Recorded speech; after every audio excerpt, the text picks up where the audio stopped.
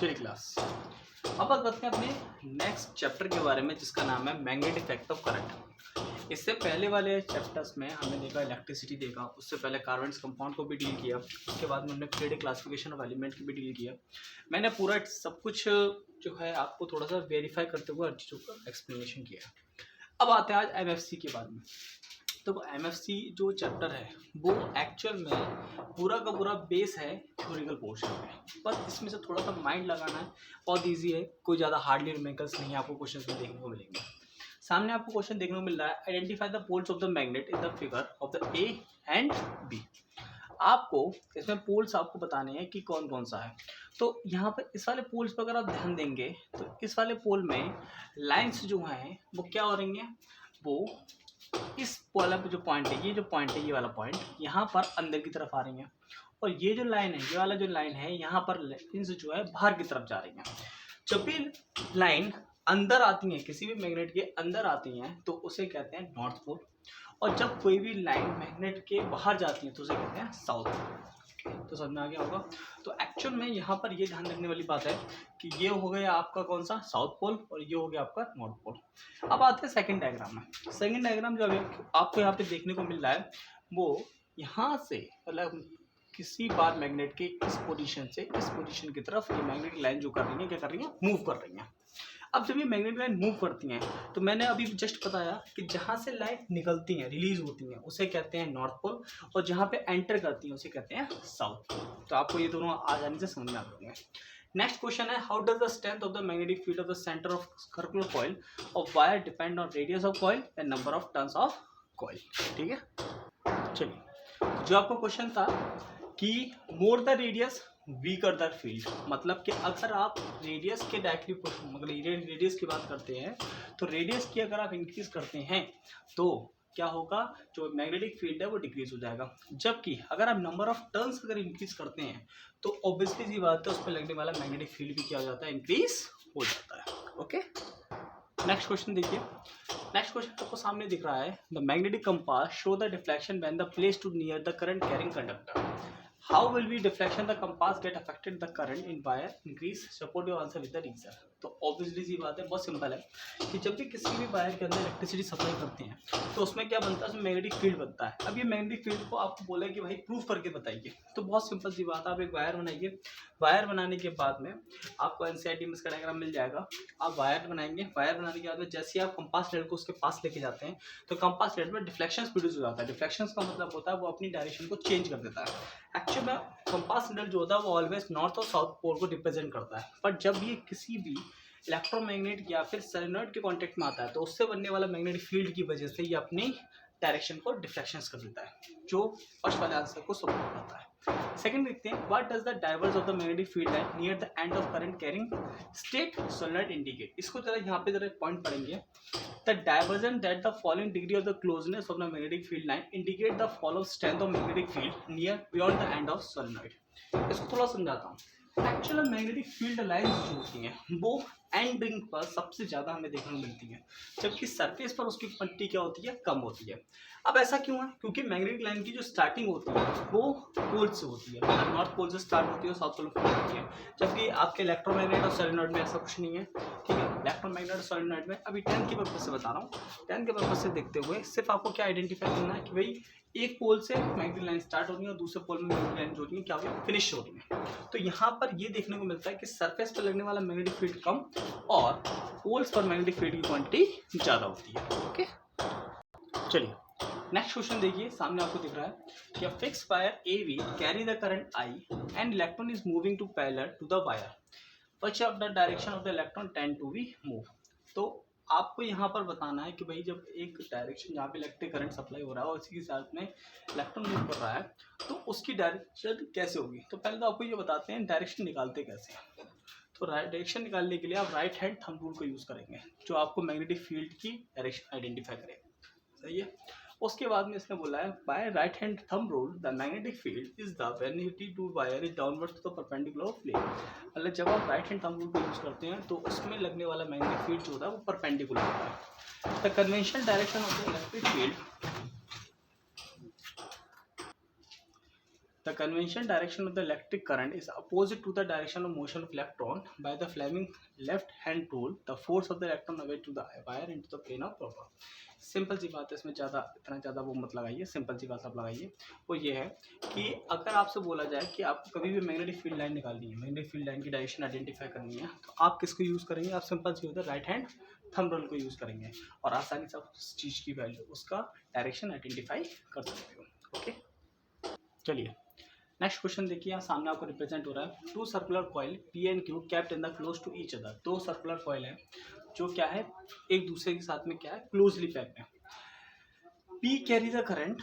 If the P is moved towards to the Q, will some current be induced in the Q? Give reason your answer. Name the phenomenon will be involved.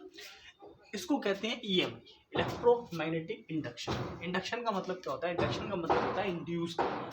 Induce का मतलब होता है produce करना। Actual में यहाँ पर आपको देखने को मिलता है कि जब एक पर्टिकुलर कॉइल में, जब हम पर्टिकुलर कॉइल के अंदर किसी बार मैग्नेट को क्या करते हैं, मोशन कराते हैं, तो उसमें क्या होता है, मैग्नेटिक फील्ड प्रोड्यूस हो जाता है।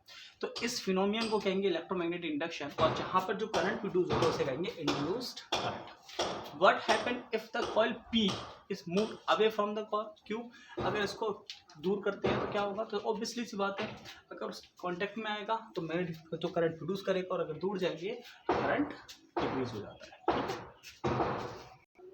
नेक्स्ट देखिए question, AB is the current carrying conductor in the plane of the paper or the show in the figure. What will be the direction of the magnetic field produced by the point P and Q?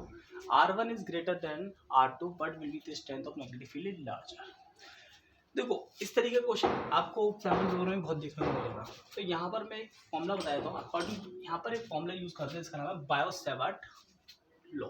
बायो-सेवार्ट law था एक, इसमें आपको जो याद रखने वाली चीज़ें, जो आपके काम की चीज़ें, वो बताएगा।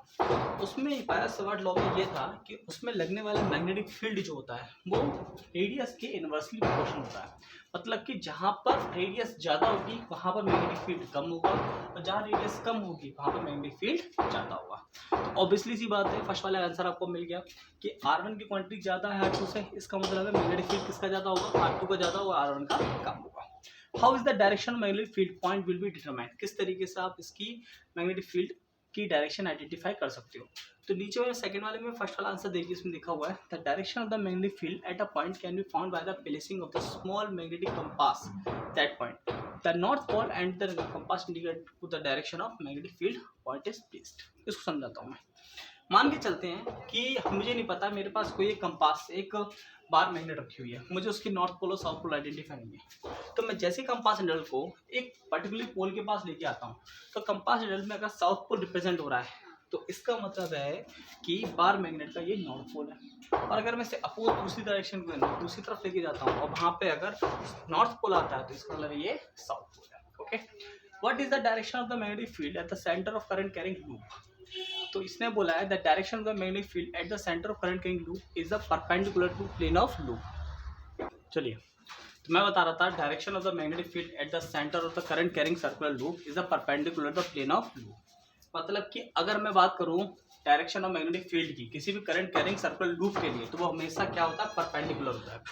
क्वेश्चन कैसा हो सकता है? हो सकता है वो क्वेश्चन के अंदर आपको एक सर्कुलर लूप बना के दे और बोला कि बताइए इसमें मैग्नेटिक फील्ड जो होता है वो हमेशा, मैग्नेटिक फील्ड की डायरेक्शन क्या होगी? तो मैग्नेटिक फील्ड की डायरेक्शन जो होगी वो क्या होगी? परपेंडिकुलर होगी। इसमें 90 डिग्री का एंगल फॉर्म करेगी। ओके, सामने देखिए एक क्वेश्चन और रिप्रेजेंट हो रहा है कि दो स्ट्रेट वायर है, स्ट्रेट वायर के अंदर क्या होगा, मतलब इलेक्ट्रिक मैग्नेटिक फील्ड लाइंस की डायरेक्शन क्या होगी? तो आपको पता है मैग्नेटिक फील्ड लाइन की डायरेक्शन निकालने के लिए आप एक सिंगल फॉर्मूला यूज़ करते हैं, वो है आपका right hand thumb. Right hand thumb rule से आप किसी का भी मैग्नेटिक फील्ड लाइन की डायरेक्शन आइडेंटिफाई कर सकते हो। तो इसको मैं पूरा एक्सप्लेनेशन नहीं कर रहा हूँ क्योंकि ऑलरेडी हम इसको अभी पढ़ चुके हैं, मगर यहाँ पे एक डॉट और वो बना हुआ है, उसको ज़रा देखिए। Direction of magnetic field line A left side out of the page. अगर पेज से बाहर निकलती हुई मैग्नेटिक फील्ड लाइन्स हैं तो उसे डॉट से शो करना है। ये ध्यान रखना, यहाँ पर ये बहुत इंपॉर्टेंट पॉइंट है। यहाँ पर इन्हें ये जो मेंशन किया है, हो सकता है यहाँ तक कभी आपने नहीं देखा हो। अगर पेज से बाहर निकलते हुए मैग्नेटिक लाइन्स हैं, मतलब कि पेज के बाहर मतलब 90 डिग्री का एंगल फॉर्म कर रहे हैं, तो डॉट्स में शो करना है। और अगर पेज के अंदर मैग्नेटिक फील्ड लाइन्स आ रही हैं तो उसे क्रॉस से शो करना है। ये बहुत अच्छा पॉइंट है, इसको जरा याद रखना, ये इंपॉर्टेंट टॉपिक है। ये देखिए यहाँ पे डॉट है और यहीं लिखा है ये रहा कि अगर अंदर हो रहा है तो आप क्रॉस से शो करेंगे, सही है। एक नेक्स्ट क्वेश्चन और देखिए, two coil is insulated copper wire would be the non conductive cylindrical show in the figure. ये दो कॉइल्स बनाई हुई हैं, सामने आपको दिख रही हैं। फर्स्ट कॉइल ये हो गई और सेकंड कॉइल आपकी ये हो गई, दोनों कॉइल्स हैं। इसने बोला है की केस क्लोज्ड, की केस क्लोज्ड और की इज ओपन। तो रीजन बताइए ऑब्जर्वेशन का। तो जब क्लोज्ड होगी, की मतलब क्लोज की जाएगी, तो गैल्वेनोमीटर में जो होगा डिफ्लेक्शन प्रोड्यूस होगा। अब ऐसा क्यों होगा वो बताता हूँ। उसका बहुत सिंपल बेसिक एग्जांपल है, वो है आपका EMI, it's mean electromagnetic induction. और गैल्वेनोमीटर में जो हमें इंडक्शन देखने को मिलेगा वो एक्चुअल में इंडक्शन इंड्यूस्ड करंट होगा। और की अगर ओपन करते हैं तो की जब ओपन होता है तो इसका मतलब है करंट उसमें सप्लाई नहीं हो रहा है। तो it's mean galvanometer show the deflection of the very short time period opposite direction to previous observation. मतलब कि जब आप की को ओपन कर देंगे तो ओपन करने के बाद में जो करंट दूसरी वाली कॉइल मतलब कॉइल 2 की तरफ सप्लाई हो रहा था वो क्या हो जाएगा, एक दूसरे के अपोजिट में हो जाएगा। तो करंट तो प्रोड्यूस होगा पर कितनी डायरेक्शन में, अपोजिट डायरेक्शन में, जबकि ओपन होती है, ठीक है। सामने देखिए एक क्वेश्चन और देखते हैं। Draw the pattern of the magnetic field line due to the magnetic field to the around the circular loop. अभी मैंने बताया था जब भी सर्कुलर लूप में है और उसमें लगने वाला मैग्नेटिक फील्ड आपसे पूछता है तो हमेशा 90 डिग्री का एंगल बनाना है। तो जो सामने दिख रहा है तो इसमें क्या होगा, इसमें जो मैग्नेटिक फील्ड होगा उसके सराउंडेड एरिया में होगा, सराउंडेड मतलब इसके चारों तरफ होगा। सेकंड पोर्शन देखिए, name the state of the loop, find out direction of the magnetic field line inside the loop. तो ऑब्वियसली सी बात है किसके थ्रू आइडेंटिफाई करेंगे, तो वो होगा राइट हैंड थंब रूल के थ्रू। आप किसी भी सर्कुलर लूप के अंदर मैग्नेटिक फील्ड को आइडेंटिफाई कर सकते हो। क्लास एक क्वेश्चन और देखिए, क्या लिखा है, two magnetic field lines never intersect each other by. दो मैग्नेटिक फील्ड लाइन जो होती है कभी भी एक दूसरे को कट नहीं करती। क्या रीजन है, बहुत बेसिक रीजन है, क्योंकि मैग्नेटिक लाइंस जो होती हैं वो कभी भी एक दूसरे को इसलिए कट नहीं करती because they are produce the curve like structures, curve like structure form करते हैं। दूसरा, अगर एक दूसरे को कट करती हैं तो एक दूसरे के साथ बाई डायरेक्शन फॉर्म करेंगे। बाई डायरेक्शन का होता है दो डायरेक्शन इसमें क्या हो जाएंगी, फॉर्म कर जाएंगे। दैट्स वाई यही रीजन है कि वो मैग्नेटिक लाइन जो होती है कभी भी एक दूसरे को इंटरसेक्ट नहीं करती है।